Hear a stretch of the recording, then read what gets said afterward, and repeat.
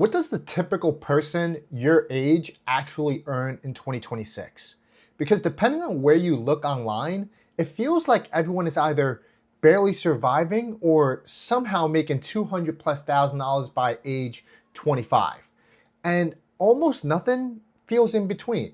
So today we're cutting through the noise and looking at real income data, not viral outliers. We're using median earnings by age for full-time workers in US. I'll show you what the middle earner actually makes at each age, how income typically changes over time, and as well what it really means if you're below, near, or above these numbers. This is about income reality, not flex culture. Before we touch a single number, you need to understand how income is measured. You'll hear two words thrown around constantly: average and median. The average gets distorted easily. A small group of very high income earners can pull it way up. The median is the person right in the middle. Half earn more, half earn less. That's why this video focuses on median income, and it's pulled from the Bureau of Labor Statistics, their usual weekly earnings report, which tracks full-time wage and as well as salary workers. Important clarification: this is not household income, not part-time, not retirees, not business owners only taking distributions. This is what does a typical full-time worker earn at this age. Use this as a benchmark, not a verdict. Let's start with 16 to 24. The median weekly earnings here are in the high 700s per week, which annualizes to roughly $40,000 per year. What this number actually tells us that this group includes student working full-time, first-year professionals, trade apprentices, entry-level corporate roles. So when someone says, I'm 22, making $42,000 a year and feel behind, statistically speaking, you're around the middle. Percentile context: bottom 25%, often low to mid 30s.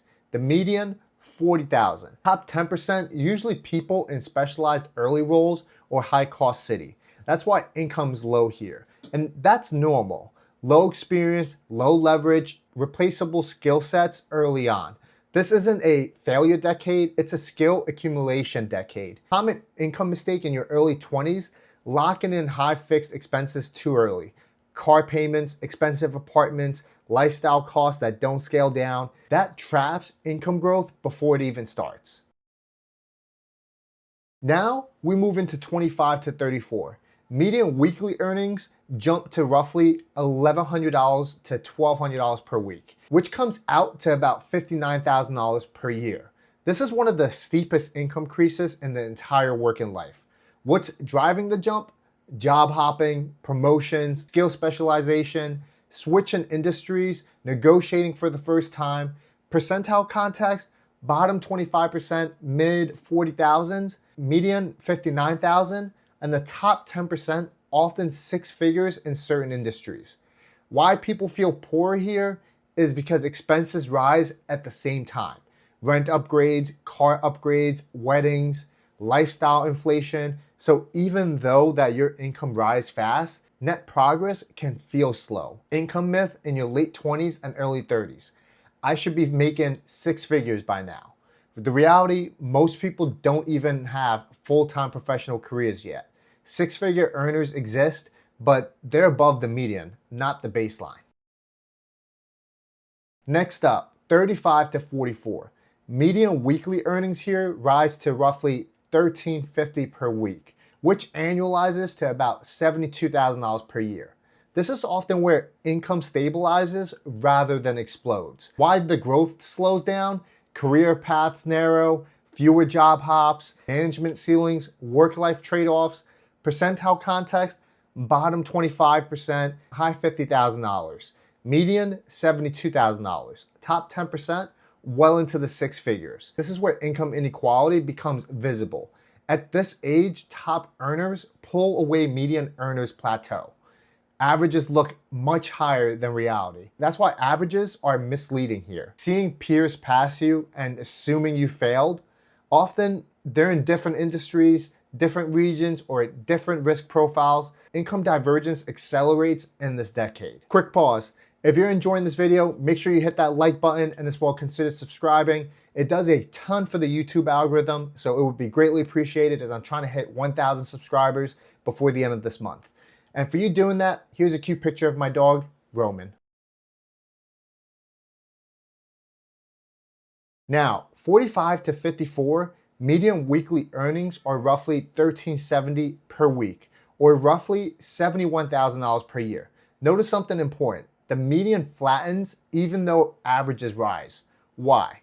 Because some people downshift, some reduce hours, others move into consulting, top earners explode upward.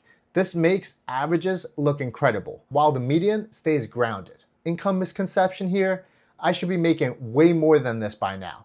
But statistically, this is the middle. If you're above it, you're doing better than most. If you're below it, you're not broken. Now, 55 to 64, median weekly earnings dip to roughly $1,300 per week, or about $69,000 per year.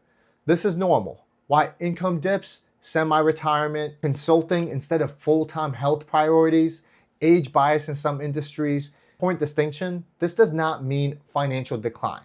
Often, expenses are lower, mortgages are smaller, savings are higher, income becomes less central than income replacement. For 65 plus full-time workers, median earnings are roughly $62,000 per year. But here's the key. This one only includes people still working full-time. Most retirees aren't in this data set. So this bracket answers, if you're still working full-time at 65, what does typical pay look like? Not what does the average retiree earn? Very different questions. Here's the most important takeaway. These numbers don't tell you how smart you are, how successful you are, or whether if you're winning. They tell you where the middle is, how income typically moves, and whether your expectations are realistic. Income is a tool, not a scoreboard. If you understand where you sit relative to the median, you can plan better, negotiate better, and stop comparing yourself to outliers.